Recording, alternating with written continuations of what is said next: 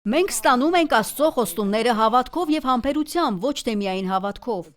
այլ հավատքով եւ համբերությամբ ես կարող եմ պարզապես ասել, որ երբ խնդրում եք Աստծուն ինչ-որ բան անել ձեզ համար եւ հավատում եք, որ ստացել եք այն համաձայն Մարկոսի 11-րդ գլխի, դուք ստանում եք այն, բայց խոսքը չի ասում, թե երբ կստանաք, եւ դա դժվար մասն է։ Կա սկիզբ եւ վերջ, բայց կա նաեւ միջին հատված։ Կարծում եմ, որ մենք շատ ժամանակ ենք անցկացնում միջին հատվածում, բայց այս հատվածը դժվար չպիտի լինի, եթե դուք հավատքի մեջ եք ամբողջ ընթացքում եւ սպասում եք։ Երբ սպասում եմ, որ Աստված ինչ-որ բան անի, եւ սկսում եմ մի փոքր հուսահատվել, ես ասում եմ Աստված գործում է։ Եվ Աստվածաշունչն ասում է, քանի դեռ մենք հավատում ենք, Աստված գործում է։ Այսպիսով, երբ աղոթում եք երեխայի համար, ով անախորժության մեջ է, ասեք Աստված գործում